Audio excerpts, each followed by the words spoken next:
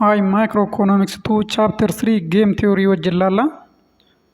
Egaa akkuma beekamu Microeconomics 1 Chapter 1dha kaasee amma Chapter 6tti chaanaalii kanarra jira ilaaluu dandeessu. Akkasumallee Microeconomics 2s eegallee jira. Chapter 1, Chapter 2 hojjetamee jira. Kun viidiyoon ammaa kun Chapter 3dha. Egaa chaanaalii kana subscribe gochuu hin dagatina. Viidiyoowwan hedduun economics irratti baay'ee isin fayyadan. Chaanaalii kanarra jira ispeeshaalii Microeconomics 1 Chapter 1 kaasee amma 6tti hundi isaayyuu hojjetamee waan asirra baay'ee isin fayyada ilaala. Amma immoo kan nuti wajjin laallu Microeconomics 2 Chapter 3 Game Theory dha jechuudha.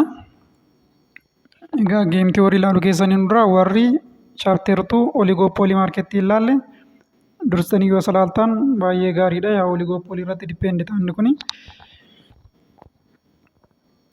Game theory maal kan jedhu egaa wajjiniin haa eegallu.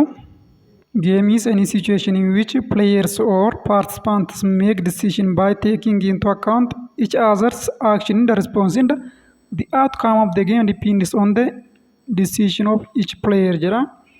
Egaa game jechuun akkuma maqaa isaa irraa isin eegalu game jechuun taphni tokko immoo taphattoota lama yookiin sadii isaa ol qabaachuu danda'a. Geemiin akka waliigalatti taphaa ta'u malee termii ikoonomiksii keessatti akkamitti fiirmonni akkamitti geemii taphatu kan jedhu as keessatti diippilii wajjin laallamma danda'ametti.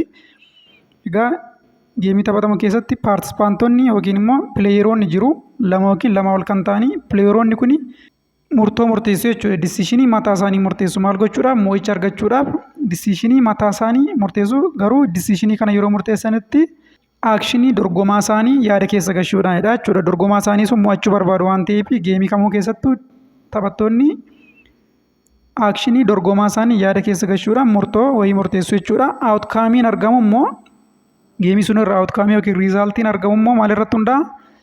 Disishinii taphattoota lamaanii irratti yookiin immoo istiraateejii jarri lamaan fayyadaman irratti hundaa'a jechuudha. Aawutkaamii yookiin bu'aanuma irratti argamu. Kanaafuu walumaa galatti geemii jechuun taphattoonni jiru warri paartisipeet godhanii taphattoonni kun immoo murtoo murteessuu mo'icha argachuudhaaf murtoo sana garuu yeroo murteessanii yaada dorgomaa isaanii yookiin immoo aakshinii dorgomaa isaanii yaada keessa galchuudhaan murtoo murteessuu. Aawutkaamiin argamu immoo istiraateejii isaan fayyadaman irratti yookiin immoo murtoo isaan murteessan kana irratti hundaa'eetidha jechuudha. Bu'aan wayii kan argamu geemii keessatti. Kanaafuu Game is a science of strategic decision making. Egaa geemii keessatti decision makingidha jechuudha. Taphni jiru tapha murtoo murteessanii mo'achuu fi mo'amuudha. As keessatti fiirmoonni akkamittiin decisionii meeq godhu kan jedhu wajjin laallu ta'a. Mee tapha fakkeenyaa fi atileetonni biyya garaagaraa fakkeenya olompikii irratti yeroo wal dorgomanii atileetonni Itoophiyaa jiru, atileetonni Keeniyaa jiru. Atileetonni kun decisionii yookiin immoo istiraateejii garaagaraa fayyadamu. Fakkeenyaaf atileetiin tokko yoo barbaade dursee ba'uu danda'a yookiin immoo jalqaba duuba fiiguudhaan finishiingii irratti kutee ba'uu murteessuu danda'a. Istiraateejii garaagaraa qabatanii seenu jechuudha atileetonni yeroo seenan. Garuu istiraateejii sun qabatanii seenanii ka'aniitiin mo'uus danda'u mo'amuus danda'u jechuudha. Mo'amuun isaanii maal irratti hundaa'a? Fakkeenya atileetiin Itoophiyaa tokko istiraateejii wayii qabatee seene dursa fuuldura fiigeen dadhabsiisa yaadachuun istiraateejii kana qabatee seene atileetiin Keeniyaa immoo dursa duubuma irra fiiguudhaan finishiingii irratti kutee ba'an jedhu yoo qabatee seene istiraateejii kana dhumarratti garuu yookiin isa Itoophiyaa immoo yookiin isa Keeniyaa immoo miti dhumarratti aawutkaamii yookiin immoo riizaaltiin argamu murtoo atileetii Itoophiyaa qofa irratti yookiin immoo murtoo atileetii Keeniyaa qofa irratti hundaa'u jechuudha. Murtoo lamaan isaanii irratti hundaa'a. Walumaa galatti geemii jechuun paartisipaantoonni yookiin pileeyeroonni lama ol kan jiran pileeyeroonni kun immoo disishinii mataa isaanii kan murteessanidha. Disishiniis immoo yeroo disaayid godhan yookiin istiraateejii yeroo baafatan aakshinii dorgomaa isaanii yaada keessa galchaniitidha jechuudha. Aawutkaamiin yookiin immoo bu'aan dhumarratti argamu immoo maal irratti hundaa'a? Depends on decision of each player. Murtoo lamaan isaanii irratti hundaa'a jechuudha. It is known that oligopolistic firms interact strategically to make decisions in a variety of ways. Egaa chapter 2 keessatti waa'ee oligopolis irratti ilaalleerra. Strategic interdependency'n fiirmota gidduu jira jenneerra. Kana jechuun oligopoolii keessatti fiirmonni murtoo dhuunfaa isaatti murteesse qofaan mo'ata osoo hin taane murtoon fiirmii biraa murteessillee dhiibbaa guddaa qaba. Bu'aa fiirmiin tokko argatu irratti fakkeenyaaf fiirmii A jedhamuu fi fiirmii B jedhamu fiirmota lamaan kana jira yoo ta'e bu'aan fiirmii A argatu murtoo fiirmii A qofa irratti miti kan inni hundaa'u. Murtoon fiirmii B illee maateer godhaa jechuudha bu'aa fiirmii A argatu. Kanaafuu Fiirmiin piraasii yookiin immoo outputii isaa waan garaagaraa yeroo murteeffatutti fiirmiin bis akkasuma dhuunfaa isaatiin piraasii outputii waan garaagaraa yoo murteeffate bu'aan fiirmiin argatu murtoo fiirmiin murteessu qofa irratti osoo hin taane murtoo fiirmiin bis murteessu irratti hundaa'a jechuudha. Kanaaf strategic interdependence jiraachuudha firmoota gidduu. Such interaction of economic agents and expect reward of their decision can be studied using game theory. Kanaaf strategic interdependence firmoota gidduu jiruu fi strategy sana fayyadamanii immoo reward yookiin immoo bu'aa isaan argatan kan ittiin nuti qo'annu game theory-dhaanidha jechuudha. It helps us to show how an oligopolistic firm can make strategic decisions to gain a competitive advantage over its rivals or how it can minimize the potential harm from a strategic move by a rival. Kanaafuu walumaa galatti game theory kana keessatti kan nuti qorannu akkamittiin firmoonni oligopolistic ta'anii strategic decision mataa isaanii fayyadamaniitiin firmii dorgomaa isaanii ta'e caala competitive advantage akkamitti argatu. Kana jechuun akkamittiin more profit isaanii isa kan biraarra maximize godhu yookiin immoo akkamittiin potential harmii jiru minimize godhu. Yookiin immoo luusii isaan mudachuu danda'u, kisaaraa isaan mudachuu danda'u yookiin immoo miidhaa isaan qaqqabuu danda'u immoo akkamitti minimize godhu kan jedhu game theory kana keessatti ilaallaa jechuudha. Akkamittiin competitive advantage argatu, akkamittiin immoo potential harmii jiru immoo minimize gochuu danda'u kan jedhu as keessatti wajjin ilaalla. Elements of a game. All games have three basic elements. Egaa geemiin kamiyyuu elementii sadi qaba. Playeriin jira, strateejiin jira, POP'n jira jechuudha. Player jechuun each decision maker in a game. These players may be individuals, firms as in oligopoly market, internation as in military conflict or organization. Egaa player jechuun taphattoota jiran jechuudha. Fakkeenyaaf maarkettii keessatti dhalaalloota firmootadha jechuudha. Dhaabbilee garaagaraatu akka taphattootaatti ilaalamu as keessatti. Players are assumed rational. Each player chooses a course of action that yields the most favorable outcome. Egaa as keessatti assumptioniin jiru tokko playeriin raashinaaliidha. Maalla kaayyoon playerii kamiyyuu wayyaa mo'uu barbaada. Profit isaa maksimaas gochuu barbaada jechuudha. Playeriin kamiyyuu as keessatti firmoonni tokkoon isaaniiyyuu firmoonni wal dorgoman suni raashinaaliidha jennee tassuun goona maalla. Profit isaanii maksimaas gochuu barbaadu. Harmii jiru, potential harmii jiru yookiin luusii isaan mudachuu danda'u minimize gochuu barbaadu. Players assume that their competitors are just rational and as smart as they are. Egaa pileeyeroonni kamiyyuu yeroo assume godhanii dorgomaan isaaniis akkuma isaanii smartiidha jedhanii dorgomaan isaaniis akkuma isaanii rationalidha jedhanii assume godhu jechuudha. Players don't intend to harm others players but benefit themselves. Egaa pileeyeroonni yeroo wajjin taphatanii dorgomaa isaa sun miidhuu osoo hin taane kaayyoon pileeyeroota of fayyaduudha malee dorgomaa isaanii miidhuu miti. Kanaafuu players don't intend to harm others players but benefit themselves. Kaayyoon pileeyeroota as keessatti yookiin immoo firmoonni garaagaraa yeroo wal dorgomanitti kaayyoon isaanii firmii dorgomaa isaanii ta'e sun miidhuu osoo hin taane of fayyaduudha. Inni itti aanu istirateejiidha jechuudha. Strategy is course of action a player will take under each contingency or event in playing of the game. Egaa istirateejii keessatti jechuun immoo siisteema yookiin immoo mala firmoonni ittiin wal dorgomanidha. Murtoo isaan murteeffatanidha jechuudha istirateejiin. Fakkeenyaaf it can be increasing or decreasing price, advertising or not advertising product. Firmoonni lama sadii yeroo wal dorgomanitti piraasii dabaluu moo piraasii hir'isu kan jedhu istirateejiidha jechuudha.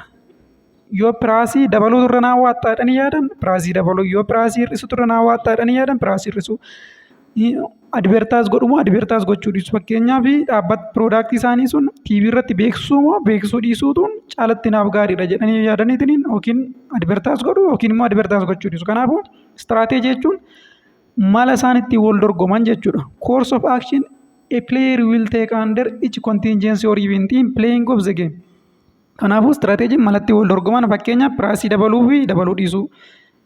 Piroodaaktii sun advertaas gochuu fi advertaas gochuu dhiisuu isaan kun istirateejiidha jechuudha. Akkaataa isaan ittiin wal dorgoman. Akkuma dura fakkeenya isinii fudhee taphattoonni yookiin immoo atileetonni yeroo wal dorgoman istirateejii garaagaraa fayyadamu. Atileetiin tokko akkumaan fiigicha jalqabeen dursee fuuldura fiigeen warra kaan dadhabsiisee akka istirateejiitti qabatee bahuu danda'a. Atileetiin kan biraa immoo dursee fuulduraan bahu qilleensi fuuldura jiru na rukutuurra duubarra fiigeen finishiingii irratti baay'ee murteeffachuu danda'a. Istirateejii jechuun mala ittiin mo'uudhaaf qabatanii seenan jechuudha. Kanaafuu firmoonnis istirateejii garaagaraa fayyadamu.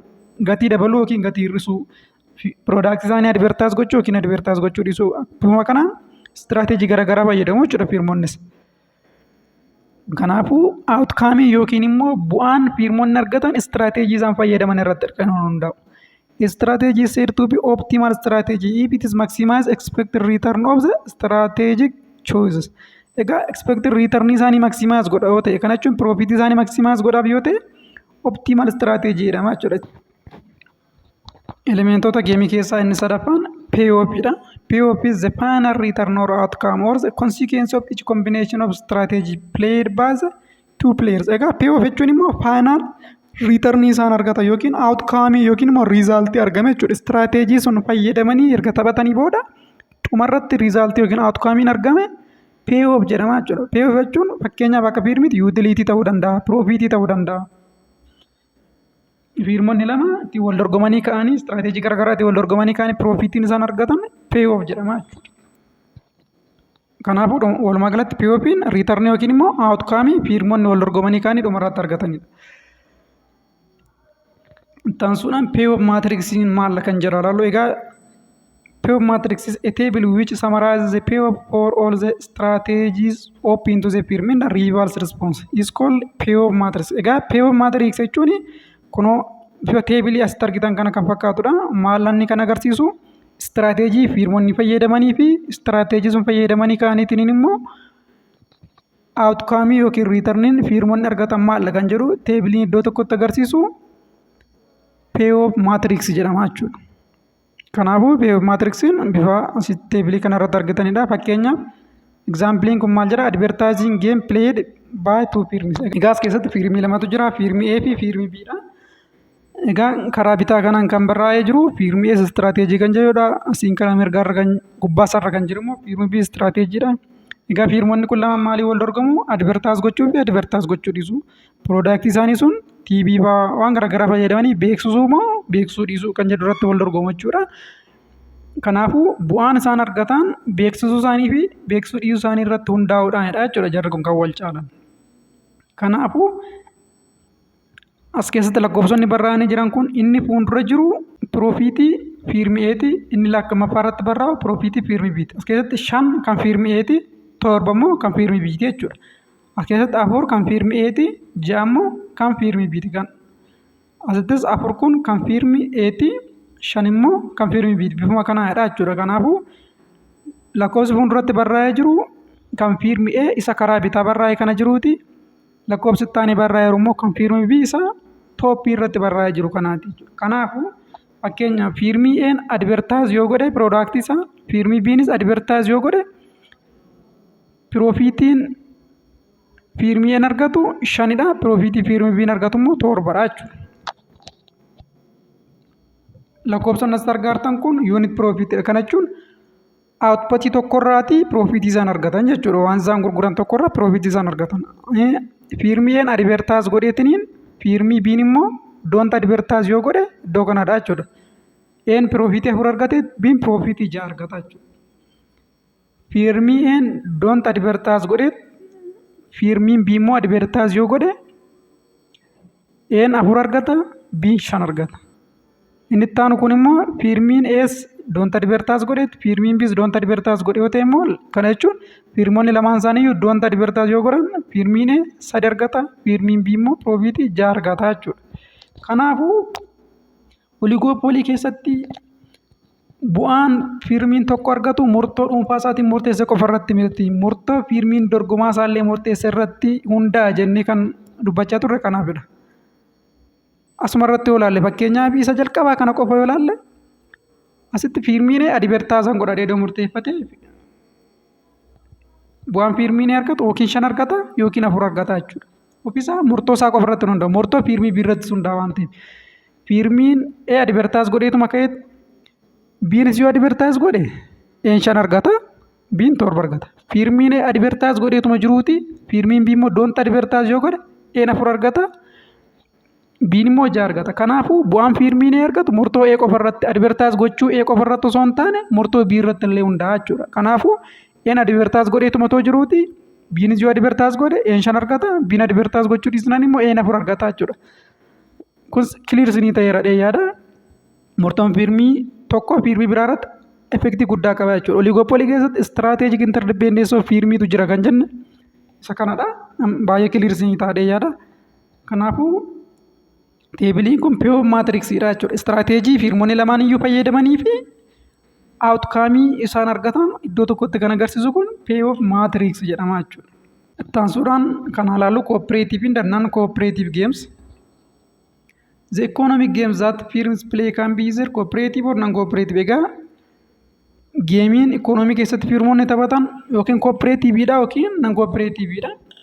Cooperative yoo nuti jennu firmoonni waliigaltee wayii qabu yoo ta'e yookiin immoo binding kontiraaktii wayii neegosheeshinii wayii uummatanii yoo ta'e walitti dubbatanii ka'aniitiin advertaayis goona jedhanii yookiin immoo advertaayis goonudhanii firmoonni sun waliin mari'ataniitiin istiraatejii sun hojiirra oolchu yoo ta'e cooperative game jedhama. Non cooperative immoo dhuunfaa isaaniitiin murteeffatu malee mariin yookiin immoo agreementiin yookiin immoo neegosheeshiniin firmoota gidduu hin jiru jechuudha.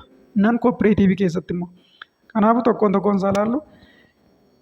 Cooperative gaming, a game is cooperative if the players can negotiate binding contracts that allow them to plan joint strategies that maximize benefit of both. Kanaafuu firmoonni yookiin immoo pileeroonni neegosheeshinii yookiin binding kontiraaktii wayiitu isaan gidduu jira yoo ta'e kana jechuun mari'ataniitiin walii galaniitiin istiraatejii isaanii baafatu yoo ta'e cooperative game jedhama jechuudha. Cooperationii maal barbaachise? Benefitii isaanii maksimaayis gochuu jechuun piroofitii isaanii guddifachuuf lamaan isaaniiyyuu fayyadamoo ta'uu fedha. Cooperationii kan barbaachisu firmoota gidduutti waliigalteen akkanaa kan uumamu lamaan isaaniiyyuu bu'aa argatan guddifachuudhaaf uncertainty isaan gidduutti uumamuu danda'u decrease gochuudhaaf isaan fayyada jechuudha. Non cooperative immoo a game is non cooperative if negotiation in the enforcement of binding contracts is impossible. It is where firms are better to make decision independently. Egaa non cooperative immoo firmoota gidduu yeroo negotiationiin yookiin mariin hin jirre firmoonni dhuunfaa isaaniitiin istiraatejii mataa isaaniitiin yeroo wal dorgoman non cooperative jedhama jechuudha. A situation in which two competing firms take each action's likely behavior into account and independently determine a pricing or advertising strategy to win the market share. Waa'ee firmii isattiin dorgomaa jiranii garuu tilmaamaniitumaan yookiin immoo amaluma inni qabu irraa ka'uudhaan firmiin sun akkas gochuun isaa nafu. Kanaafuu ani immoo yoon akka kana godhe nama waattaa jedhaniitti murteeffatu yookiin istiraatejii isaanii baafatu malee mari'atanii walitti maniin miti jechuudha as keessatti. Taansuudhaan zero samii fi non zero sum geemii ilaallu. Zero sum game is one in which the gain of one player comes at the expense of and is exactly equal to loss of the other players. Zero sum game jechuun firmiin tokko bu'aa buufachuuf dirqama firmiin dorgomaa isaa ta'e kassaruu qaba jechuudha. Kana jechuun hammuma firmiin inni tokko buufate firmiin isaan dorgomu kassara. As keessatti firmii A fi firmii B jedhamu yeroo ta'e firmiin A birrii 10 buufate yeroo ta'e firmiin B immoo birrii 10 kassara jechuudha. Kanaafuu bu'aan firmii isa tokkoo fi kisaaraan firmii isa tokko yoo walitti dhahame zeeroo dhufa jechuudha. Kanaafidha zeeroo sam geema akkuma maqaa isaarraa ilaallu zeeroo sam kan jedhamu yoo bu'aa isa tokkoo fi kisaaraa isa tokkoo yoo walitti dhahame zeeroo dhufa jechuudha. In such a zero sum game, the gains of one player equal to loss of the other in magnitude, so that total gains plus total loss sum to zero. Bu'aan firmii inni tokko argatu kisaaraan yookiin loosiin firmii dorgomaa isaatiin mudatu wal qixadha. Kanaafuu yoo walitti dhahame zeeroo dhufa jechuudha. Non zero sum game jechuun immoo faallasa suniiti. Is a game in which the gains of one firm or player don't come as expense of unequal benefit of the other. Kun immoo firmiin tokko bu'aa buufachuuf firmiin dorgomaa isaa ta'e kassaruun dirqama miti as keessatti immoo. Ibin yoodhuma kassare iyyuu immoo hamma firmiin inni tokko buufate miti kan inni kan biraa kassaru. Kana jechuun bu'aan isa tokkoo fi kisaaraan isa tokko matumaa wal qixan ta'u as keessatti non zero sum game maallaa ida'amee zeeroon dhufu jechuudha. Firmiin bu'aan mata yoo buufate firmiin B immoo ibin yoo kassare iyyuu garuu bu'aan firmii A fi kisaaraan firmii B walitti ida'amee zeeroon dhufu. Kana jechuun bu'aan isa tokkoo fi kisaaraan isa tokko wal qixa hin ta'u jechuudha non zero sumiin. Fakkeenyaaf firmii A fi firmii B jira yoo ta'e firmiin A bu'aa buufachuuf firmiin B kassaruun dirqama miti jechuudha non zero sum game keessatti. Yoodhuma kassare iyyuu immoo bu'aan firmii A fi kisaaraan firmii B wal qixa miti lakkoofsa. Kanaafuu yoo walitti ida'ame zeeroon dhufu jechuudha. Fakkeenyaaf firmiin A birrii 10 yoo buufate firmiin B garuu 10 hin kassaru. Fiirmiin A kudhan buufatee fiirmiin B immoo kudhan kassarraan yoo walitti daane zeeroo dhufa waan ta'eef zeeroo sam geemii ta'a. Nan zeeroo samiin garuu yoo inni tokko buufate inni tokko kassareyyuu hammi inni tokko buufatee fi hammi inni ittaanu kassare walqixa miti maaginiitiiwdiinsaa jechuudha. Optimum strategy and Nash equilibrium. Optimum strategy is a strategy that optimizes the expected outcome, maximize benefit, minimize harm. Egaa fiirmonni kan wal dorgoman strategy baafachuudhaan jenneerra.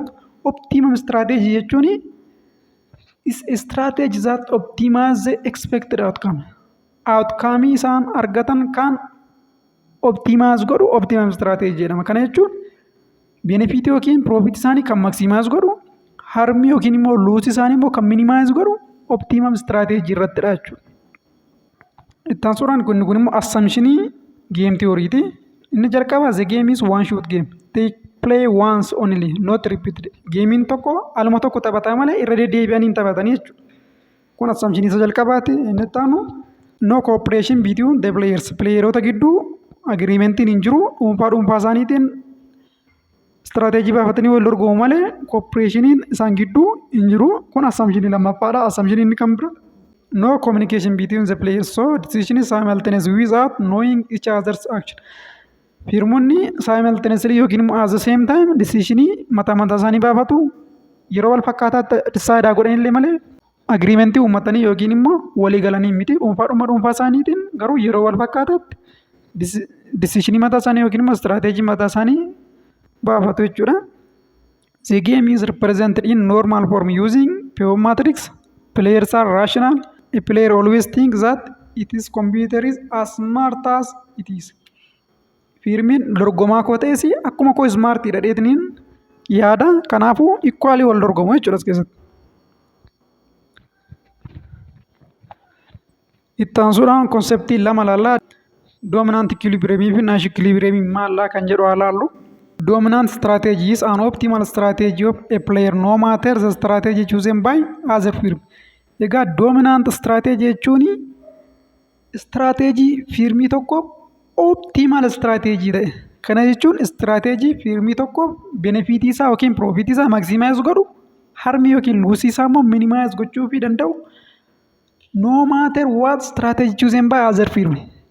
Murtoo yookiin strateejii fiirmii kan biraa fiirmii isaan dorgomuu irratti otoo hundaa'een strateejii fiirmii tokko optimaal ta'e yookiin immoo profit isa maximize godhu jechuudha. Kanaafuu dominant strateejii jechuun fiirmii dorgomaa koo ta'e waan barbaade murteeffatu yoo barbaade advertise godhu yoo barbaade taadhiisu anaan garuu kan naa waa ta'u advertise gochuudha. Yoo ta'e dominant strateejiin koo advertise gochuudha jechuudha. Dominant strategy is thus the optimal choice for a player regardless of or no matter what the opponent does. Kanaafuu murtoo fiirmii dorgomaa isaa ta'e irratti otoo hundaa'e fiirmiin dorgomaa isaa ta'e waan barbaade filateeyyuu optimal strateejiin fiirmii tokko dominant strateejii jedhama jechuudha. Dominant strateejii kana understand gochuuf mee kana ilaallu karaa kanaan fiirmii strateejiidha. Tooppii irra kan jiru immoo fiirmii strateejiidha. Kanaafuu fiirmiin gatii decrease yoo godhe fiirmiin bis yoo decrease godhe fiirmiin bu'aa 9 argata fiirmiin bi immoo bu'aa 7 argata jechuudha. Inni taan immoo fiirmiin decrease gochuudhaan fiirmiin bi immoo don't decrease yoo godhe profitiin fiirmii 8 kan fiirmii bi 6. Fiirmiin don't decrease yoo godhe fiirmiin bi immoo decrease yoo godhe bu'aan fiirmii 6 kan fiirmii bi 8. Lamaan isaaniiyyuu immoo don't decrease yoo godhan hir'isuu yoo dhiisan fiirmiin 4 fiirmiin bi immoo 5 argata jechuudha profitii.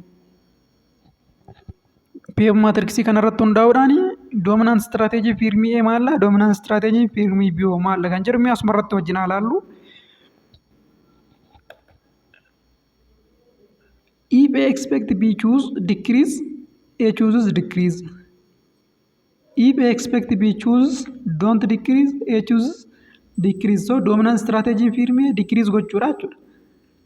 Fiirmiin B decrease godha doo ta'e sarara kanarratti ilaallu. Sararri asiin gadi jiru kun koloniin kun fiirmiin B decrease godha yoo ta'e fiirmiin A yoo decrease godhe 9 argata yoo don't decrease godhe immoo 6 argata. Kanaafuu fiirmii kana waa ta'u decrease gochuudha jechuudha.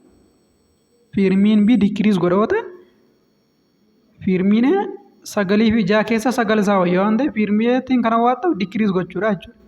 Fiirmiin B don't decrease godha yoo ta'e immoo fiirmiin yoo decrease godhe 8 argata. Fiirmiin yoo don't decrease godhe immoo 4 argata. Kanaafuu ammas decrease gochuutuun fiirmii hawaaxaa jechuudha. Kanaafuu fiirmiin B decrease godhus fiirmiin B decrease gochuu dhiisus fiirmiin kan inni fayyadamaatu yoodhuma decrease godhedha. Kanaafuu murtoo fiirmii B irratti otoo hin hundaa'in fiirmiin decrease gochuu filataa jechuudha. Kanaafuu dominant strategy fiirmii decrease gochuudha jechuudha. Asirratti isinii galee irra yaada yoo isinii hin galle irra deebitanii ilaaluu dandeessu. Fakkeenya nama isinii fudhee fiirmiin B decrease godha yoo ta'e fiirmiin A decrease gochuu moo don't decrease gochuutu isaa wayya kan jedhu ilaalu. Fiirmiin B decrease godheera taanaani fiirmiin A yoo decrease godhe 9 argata. Fiirmiin A yoo don't decrease godhe immoo 6 argata. 6 argachuurra 9 argachuu isaa wayya waan ta'eef fiirmiin B kan decrease godhu taanaan A decrease gochuudhuma filataa jechuudha.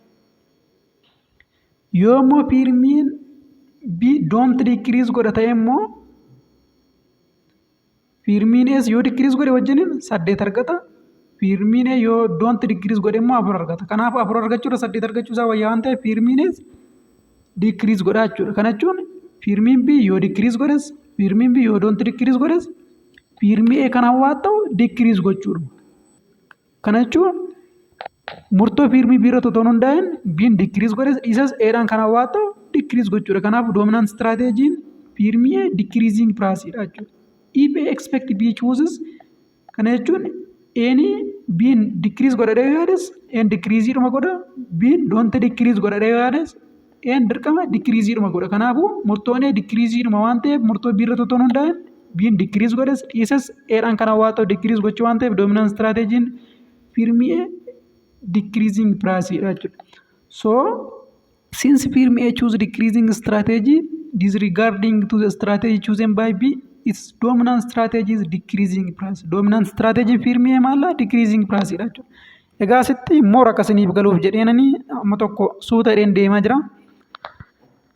Understanding nama wal caala waan ta'eef namni tokko akkan dafee fiiguu kan barbaadu jira. Inni tokko immoo akkan suuta dheen deemus kan barbaadu jira. Kanaafuu ani amma tokko akka ifa isiniif ta'uuf jedheeni wantichi baay'eedhuma salphaadha garuu moor akkasiniif galuuf yaada dhuunfaan suuta jedhee deemaara. Isin immoo yaadanaa barreessaa. Chaanaalii kanallee immoo sabiskiraayib gochuu hin dagatina. Ittaansuudhaan istiraateejii fiirmii bu'ummaa ilaallu.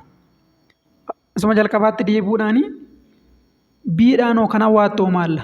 Indikiriis godhes indikiriis gochuu baates biidhaanoo kan sirriitti waattoo optimal istiraateejii fiirmii bi'oo maalla kan jedhu ilaallu. Yoo indikiriis godhee sarara kanarratti jechuudha. Fiirmiinis hin jira. Yoo dikiriis godhe biinis yoo dikiriis godhe biin 7 argata. Yoo doonti dikiriis godhe immoo biin 6 argata. Kanaafuu 6 argachuurra 7 argachuu isaa wayya waan ta'eef fiirmiin dikiriis goonaan biis dikiriis gochuu ta'aa jechuudha. Fiirmiin doonti dikiriis godhe yoo ta'e immoo bii yoo dikiriis godhe 8 argata. Bii yoo doonti dikiriis godhe immoo 5 argata. Kanaafuu 5 argachuurra 8 argachuu isaa wayya waan ta'eef biinis dikiriis godhaa jechuudha. Kanaafuu dikiriis godhes doonti dikiriis godhes biidhaan kana waan ta'u dikiriis gochuudha. Kanaafuu optimal istiraateejiin bii yookiin immoo doominaant istiraateejii fiirmii bii dikiriis gochuudha jechuudha. Kana jechuun yoo dikiriis godhes yoo doonti dikiriis godhes bu'aa fiirmii irratti otoo hin hundaa'in biidhaan garuu kana waan ta'u as keessatti dikiriis gochuudha. Ilaala kana yoo dikiriis godhee biin filannoo inni qabu yookiin dikiriis gochuu yookiin doonti dikiriis gochuudha. Kanaafuu yoo dikiriis godhe biin bu'aa 7 argata. Yoo doonti dikiriis godhe 6 argata. Kanaafuu dikiriis gochuu isaa wayya asitti. Yoo doonti dikiriis godhes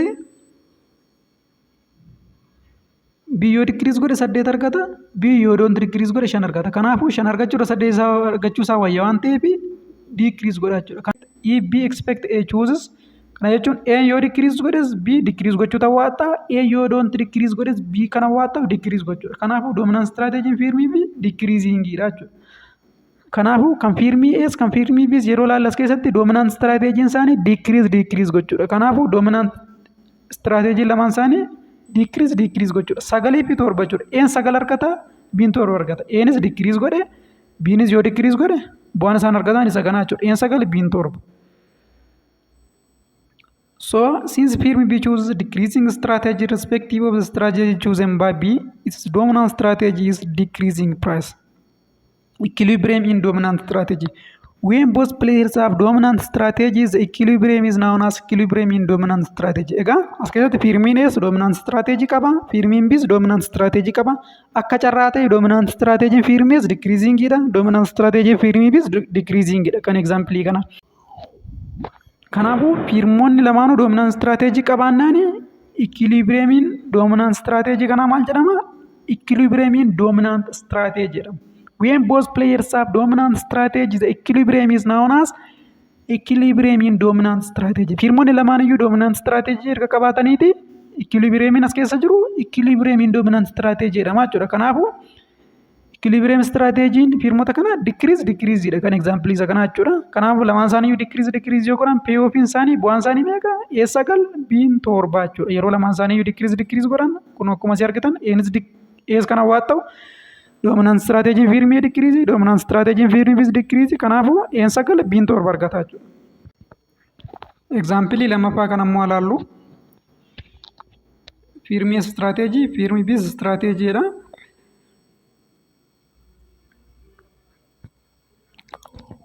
As keessatti egaa firmiin S firmiin Bs yoo decrease godhan een sagal argata, biin torba argata.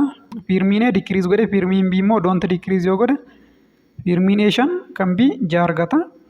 Ittaansuudhaan firmiin A don't decrease godhe, firmiin B immoo decrease godhe een 10 argate, biin 8 argata jechuudha profiitii. Yoo lamaan isaanii immoo don't decrease godhan immoo een 8 argate, biin 5 argata jechuudha.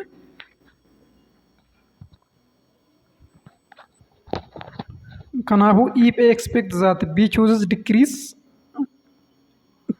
A'n biin decrease godhadhe yoo yaade fakkeenya biin yoo decrease godhe A'n filannoon isaa decrease gochuu moo decrease gochuu dhiisuudha kan jedhu ilaallu. Biin decrease godhe yoo ta'e A'nis yoo decrease godhe 9 argata.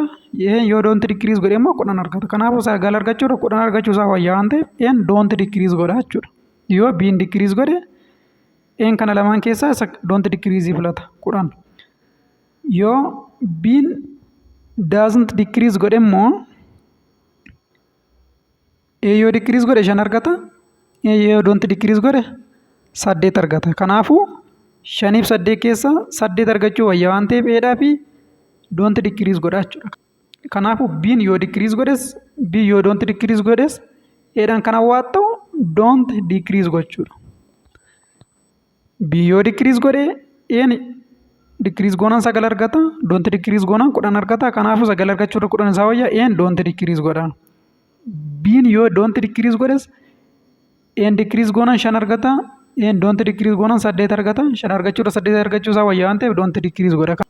Kanaafuu dominant strategy firmii kan A decrease gochuudha jechuudha. Kanaafuu if A expects that B chooses decrease, biin decrease godhes A'n don't decrease gochuu isaa waata. Biin don't decrease godhes A'dhaan kana waata don't decrease gochuudha.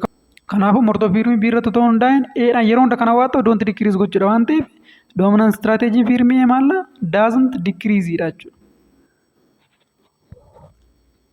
Kan firmii B immoo ilaallu. Yoo firmiin A decrease godha ta'e A'n decrease godha ta'e jechuudha. Biin decrease goonaan 7 argata. Biin don't decrease goonaan 6 argata. Kanaafuu B'dhaaf 6 argachuurra 7 argachuu isaa wayyaa waan ta'eef decrease godha jechuudha. Yoo A'n don't decrease godhe immoo B yoo decrease godhe 8 argata. B yoo decrease gochuu baate immoo B meeqa argata? 5 argata. 5 argachuurra 8 argachuu wayya B'dhaa waan ta'eef A'n yoo don't decrease godhe iyyuu B'n decrease dhuma godha jechuudha. Kanaafuu A'n decrease godhes A'n don't decrease godhes B'dhaan kana waan ta'u decrease gochuudha. A'n yoo decrease godhe B'n decrease goonaan 7 argata, don't decrease goonaan 6 argata. Kanaafuu 6 irra 7 isaa wayyaa waan ta'eef decrease godha jechuudha. A yoo don't decrease godhes Biin decrease goonaan 8 argata. Don't decrease goonaan 5 argata. 5 irra 8 isaa wayya waan ta'eef biin maal godha? Decrease godha. Kanaafuu yoo decrease godhes biin decrease gochuu filata. Yoo don't decrease godhes biin decrease gochuu filata jechuudha. Kanaafuu dominant strategy firmii bi decrease gochuudha jechuudha. Kanaafuu firmiidhaaf dominant strategy isaa doesn't decrease dha. Kan firmii bi immoo dominant strategy isaa decrease dha. The second example is equilibrium in dominant strategy. Kanaafuu doesn't decrease bi decrease dha jechuudha. Eedhaaf dominant strategy isaa decrease, eedhaaf dominant strategy isaa doesn't decrease dha. Bidhaaf immoo decrease gochuudha. Kanaafuu payoff isaa 10 fi 8 jechuudha. Kan isaan hawaa ta'u eedhaaf doesn't decrease, bidhaaf immoo decrease gochuutu hawaa ta'a. Kanaafuu equilibrium in dominant strategy isaanii kana doesn't decrease fi decrease kana jechuun 10 biin immoo 8 argatu jechuudha. At equilibrium in dominant strategy 10 biin 8 argatu jechuudha. Egaa dominant strategy kana fakkaata taansuudhaan immoo Nash equilibrium ilaallu. Akkuma malaallee kana dominant equilibrium kan argamu yookiin immoo dominant strategy yoo optimal strategy firmii tokko strategy dorgomaa isaa irratti itoo hundaa'een yoo ta'e dominant strategy jedhamanneerra. As keessatti immoo Nash equilibrium garuu optimal strategy firmii tokko strategy firmii dorgomaa isaa ta'e irratti hundaa'edha. Nash equilibrium is strategy or set of strategies or actions such that each player is doing the best given the action of its opponents. Kanaafuu each player is doing the best given the action of its opponents. Action opponent yookiin dorgomaa isaa irratti hundaa'edha jechuudha. Keessatti immoo equilibrium kan argamu jechuudha. Nash equilibrium. Each player has some expectation what the person choose will be. Kanaafuu actionii dorgomaa isaa gas gochuudhaan yookiin assume gochuudhaan strategy dhuunfaa isaa baafata jechuudha. Kanaafuu strateejiin dorgomaa isaa maa ta'e godhas keessatti. Egaa Nash equilibrium kana keezii garaagaraatti ilaallu. Inni tokkoffaan game with no equilibrium in dominant strategy but with one Nash equilibrium. Geemii dominant strategy keessatti equilibrium hin qabne garuu immoo Nash equilibrium tokko qabu. Example kana wajjin ilaallu. Firmoota lamatu jira. Cheat gochuu fi stick gochuu irrattidha kan isaan wal dorgomaa jiranii. Egaa firmoonni agreementii wayii uummatanii ka'aniitiin agreementii sun irratti cheat godhachuun wal daguu yookiin immoo waan irratti waliif galan sun raawwachuu dhiisuu danda'u, wal jala deebuu danda'u jechuudha. Stick gochuun immoo murtoo walii galan sun raawwatu waliif amanamu jechuudha stick godhan jechuudha. Kanaafuu player 1 asiin jira, player 2 asiin jira. Yoo player 1 cheat godhe, player 2 cheat godhe, player 1 60 buufata, player 2 immoo 40 buufata jechuudha. Yoo lamaan isaanii cheat godhan. Yoo player 1 cheat godhe, player 2 stick godhe, player 1 dhibba buufate, player 2 10 argata jechuudha. Yoo player 1 stick godhe, player 2 immoo cheat godhe, player 1 50, player 2 70 argatu jechuudha. Yoo lamaan isaanii stick godhan immoo 40 player 1 40 player 2 80 ta'a jechuudha. The above game has no equilibrium in dominant strategy. Geemiin kuni dominant strategy irratti equilibrium hin qabu. Mee tokko tokkoon ilaallu. Player 2 cheat godhe yoo ta'e, player 2 cheat godhe yoo ta'e, player 1 yoo cheat godhe 60 argata.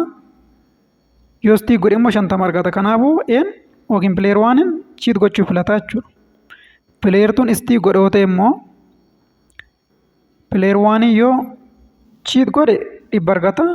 Player 1 yoo stick godhe immoo 40 argata. Kanaafuu 40 irra 100 wayyaa waan ta'eef cheat godha jechuudha. Kanaafuu player 2 cheat godhus stick godhus player 1 dha cheat gochuu isaa wayya. Kanaafuu if player 1 expects that 2 will choose cheat, player 2 cheat godhus player 1 cheat gochuu filata. Player 2 stick godhus player 1 cheat gochuu filata. Kanaafuu dominant strategy kan player 1 cheat dha jechuudha.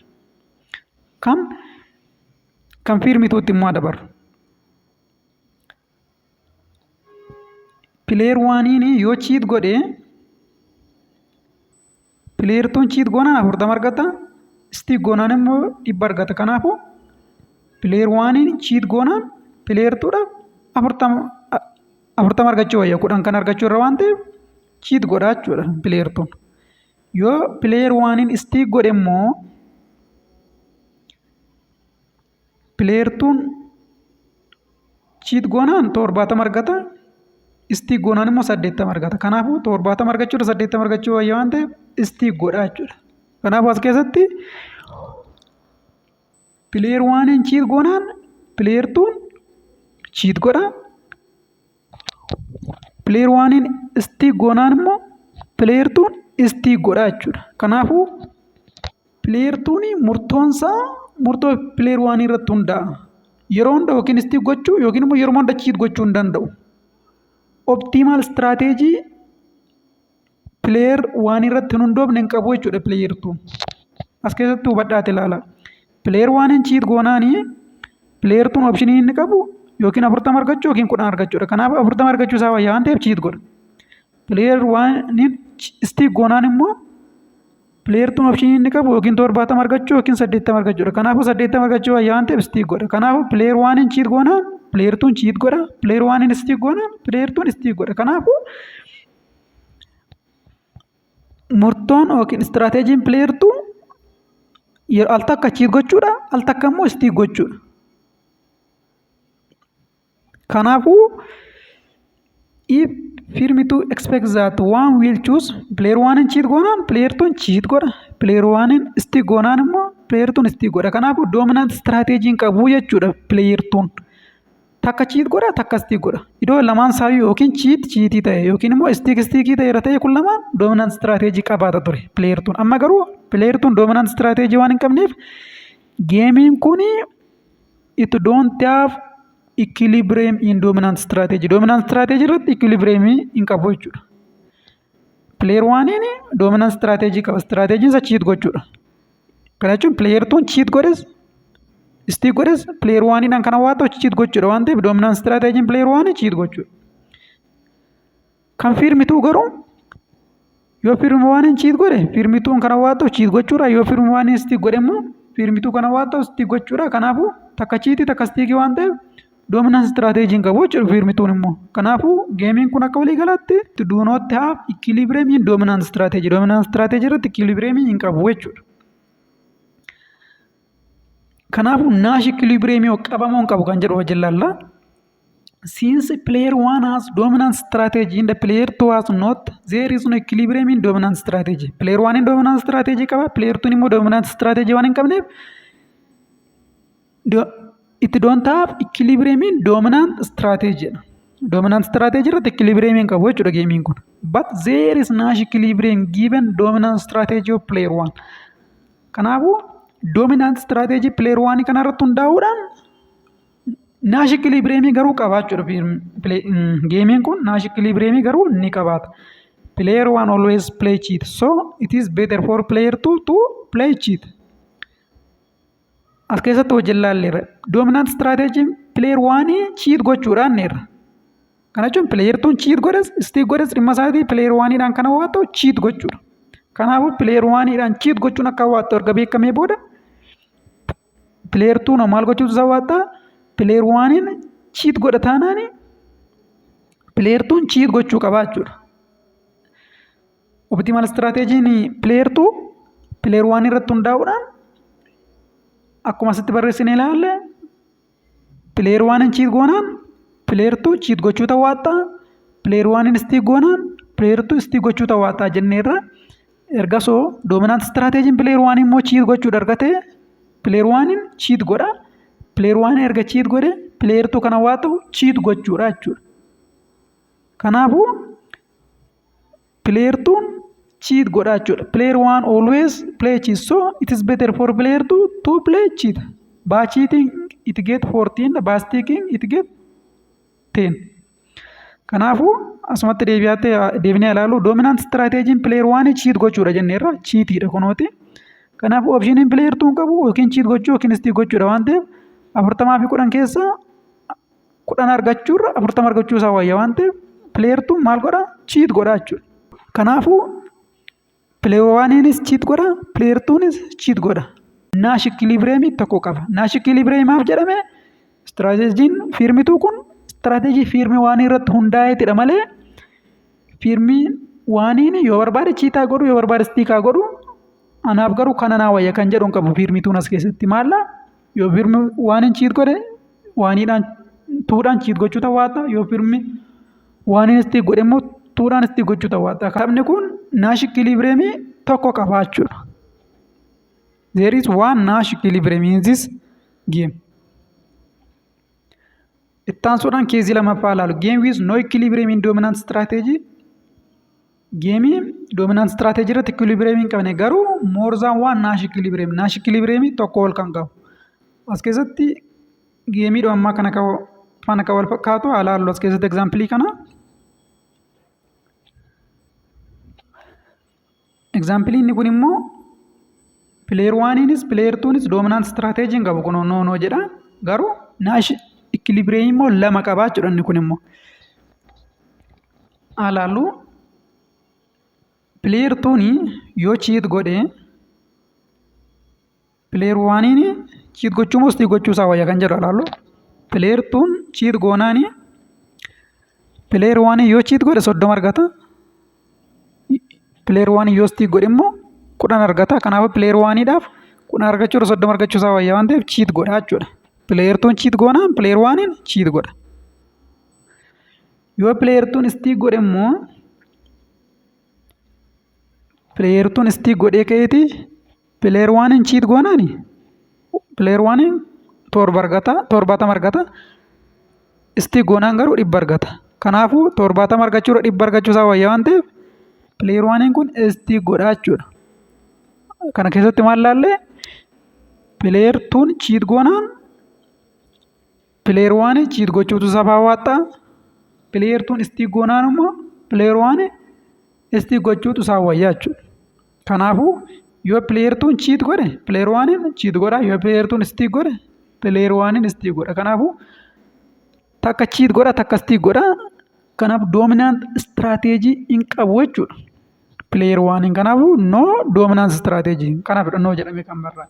Iddoo asitti lamaan isaayyuu pileer tuun cheat godhus stiik godhus pileer waaniin strategy wal fakkaataa qabata. Kun lamaan yookiin cheat yookiin immoo stiik iddoo ta'e irra ta'eeti dominant strategy qaba ture asitti. Amma garuu takka cheatidha takka stiikidha. Kanaafuu strateejiin fiirmi waanii strateejii fiirmituu irratti hundaa'a malee fiirmituu yoo waan barbaade filateyyuu anaaf kanatu naaf ta'a kan jedhu hin qabu fiirmi waan inni as keessatti. Maala yoo tuun cheat godhe waan cheat gochuu tawaata yoo tuun stiik godhe immoo waan stiik gochuu tawaata. Kanaafuu doominant istiraateejii hin qabu jechuudha fiirmi waanii walumaa galatti. Kan fiirmituu immoo ilaalu doominant istiraateejii qaama hin qabu. Fiirmituuni as keessatti yoo fiirmi waaniin yookiin pileer waaniin cheat godhe pileer tuun opshinii inni qabu yookiin cheat gochuu yookiin stiik gochuudha. Egaa pileer waaniin cheat goonaan pileer tuun cheat goonaan 30 argata. Pileer tuun yoo stiik godhe immoo 10 argata. Kanaafuu 10 argachuu 30 argachuu isaa wayyaa waan ta'eef cheat godha jechuudha. Kana jechuun pileer waaniin cheat goonaan pileer tuun cheat gochuu isaa wayya. Yoo pileer waaniin stiik godhe immoo pileer tuun cheat goonaan 70 argata. Pileer tuun stiik goonaan immoo 100 argata. 70 argachuu 100 isaa wayyaa waan ta'eef pileer tuudhaaf stiik godha jechuudha. Kanaafuu pileer waaniin cheat goonaan pileer tuu kana waa ta'u cheat gochuudha. Pileer waaniin stiik goonaan pileer tuu kana waa ta'u stiik gochuudha. Kanaafuu if fiirmituu expect that one will choose cheat pileer waaniin cheat goonaan tuun cheat godha. Pileer waaniin stiik goonaan immoo tuun stiik godha. Kanaafuu asittis doominaant istiraateejii hin qabu jechuudha. Fiirmi waaniinis fiirmi tuunis kana jechuun pileer waaniinis pileer tuunis doominaant istiraateejii hin qaban. The above game has no dominant strategy and equilibrium in dominant strategy. Kanaafuu there is no equilibrium in dominant strategy game kana keessatti jechuudha. But it has two Nash equilibrium. Nash equilibrium garuu lama qaba jechuudha. Nash equilibrium isaan qaban maalla? Tokko cheatidha, tokko stiikidha. Asittis stiik is cheat is best choice of both player 1 and 2 and stick is also best choice of both player 1 and 2. Kanaafuu murtoon fiirmoota kana walirratti hundaa'eetidha. Cheat gochuunis kana jechuun player 1 yoo cheat godhe player 2 yoo cheat godhe player 1 cheat gochuu tawaata.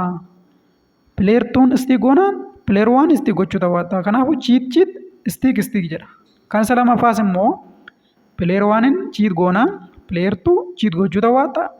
Player 1 stick goonaan player 2 stick gochuu tawaata. Kanaafuu cheat fi stick dha jechuudha. Optimal strategiin fiirmoota kana lamaanii. Kanaafuu thus cheat and stick are the two Nash equilibrium. Nash equilibriumin fiirmoota lamaan kana yookiin immoo geemii ammaa kana lamadha jechuudha. Inni tokko cheatidha, inni lamaffaan immoo stickidha. Kanaafuu fiirmoonni kun fayyadamoo kan ta'an yookiin lamaan isaanii cheat godhu yookiin lamaan isaanii stick godhu. Kana jechuun tokko isa kana jechuudha. Cheatiin lamaan isaanii 30 argatu. Stick immoo taanaan kunoo lamaan isaanii 100 argatu. Nash equilibriumin lama jira jechuudha as keessa. Keeziin sadaffaa immoo games that have no both equilibrium in dominant strategy and Nash equilibrium. Dominant strategy irrattis equilibrium kan hin qabne akkasumallee Nash equilibrium kan hin qabne. Example, assume the following pair represent the game of two firms to open a restaurant or bar in a town adjacent to each other. One firm has capacity to open one of the two only. Kanaafuu pileeroota lama jira. Pileer 1 fi pileer 2 dha. Jarri kun wal biratti baarii yookiin reesturaantii banuu barbaadanii fiirmiin inni tokko yookiin pileerii 1 baariis reesturaantiis banuuf humna hin qabu. Yookiin baarii qofa bana yookiin reesturaantii qofa bana. Pileer 2 yookiin baarii yookiin reesturaantii qofa bana malee lamaan isaa banuuf humna hin qabu. Kanaafuu isa kan banuutu naa waattaa kan jedhu irratti wal dorgomu jechuudha. Jarri kun as keessatti yoo pileer 2 reesturaantii filata ta'e fakkeenya pileer 1 maal tawaattaa? Pileer 2 reesturaantii filatee pileer 1 reesturaantii yoo ta'e pileer 1 20 argata. Yoo baarii ta'e immoo 60 argata. Kanaafuu pileer 2 reesturaantii filannaan pileer 1 baarii filata jechuudha. Kana waan ta'u kana yoo immoo pileer 2 baariidha ta'e immoo kan inni filate pileer 1 reesturaantii filannaan 50 baarii filannaan 30. Kanaafuu reesturaantii tawaata 30 irra 50 waayyaa waan ta'eef pileer 1 50 filata jechuudha. As keessatti kanaafuu yoo pileer 2 reesturaantii baane ta'e pileer 1 kana waan ta'u baariidha. Yoo pileer 2 baarii bana ta'e immoo pileer 1 kana waan ta'u reesturaantiidha. Kanaafuu inni opshiniin yookiin optimal strateejiin kan pileer 1 takka baarii ta'e takka reesturaantii ta'e. Kanaafuu dominant strateejii hin qabu. Kan pileer 2 immoo ilaallu yoo pileer 1 reesturaantii filata ta'e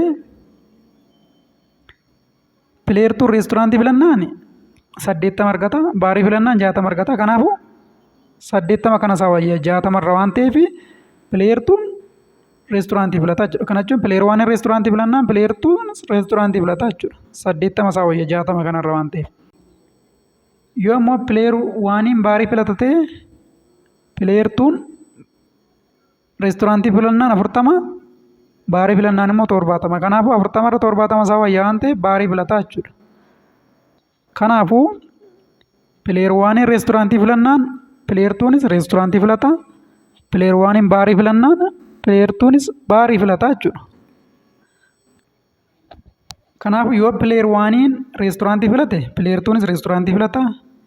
Yoo pileer 1 baarii filate pileer 2 baarii filata jechuudha. Kanaafuu takka reesturaantii takka baarii ta'e optimal strateejiin pileer 2 kanaafuu dominant strateejii hin qabu jechuudha. Ishi Nash equilibrium qabamoo hin qabu kan jedhu ilaallu. Egaa taphni kun Nash equilibrium hin qabu. Yoo pileer 2 reesturaantii filate pileer 1 baarii tawaata. Yoo pileer 2 baarii filate immoo pileer 1 reesturaantii tawaata. Kanaafuu reesturaantii baarii fi baar reesturaantiidha kan jalqaba. Kan itti aanu garuu reesturaantii fi baar baarii ta'e. Kanaafuu Nash equilibrium hin qabu jechuudha. Idoollee fakkeenyaaf inni gadii kunis akkuma inni gubbaa reesturaantii baarii fi baar reesturaantii ta'e inni gadii kunis reesturaantii baarii fi baar reesturaantii illee yeroo ta'eera ta'e Nash equilibrium hin qabaata ture. Amma garuu inni tokko reesturaantii ta'e yoo jiruuti inni tokko baarii asitti immoo inni tokko reesturaantii ta'e yoo jiruuti inni itti aanus reesturaantiidhuma ta'e. Akkasuma immoo fakkeenya inni tokko baarii ta'eetoo jiru tokko reesturaantii inni tokko baarii ta'eetoo jiru asittis baarii dhuma ta'e kanaaf naashi ikiliibiriimis hin qabu jechuudha. Egaa wanti kun ifadha jedhee yaada. Viidiyoon paart 1 isaa kana fakkaata. Geem teorii paart 2 immoo viidiyoo itti aanu irratti piraazaners dilleemaa irraa kaasuudhaan kan wajjin ilaallu ta'a. Hagammaatti waan waliin turtaniif galatooma. Chaanaalii kana sabskiraayib gochuu hin dagatinaa. Yaada qabdannaa barreessaa nagaan tura.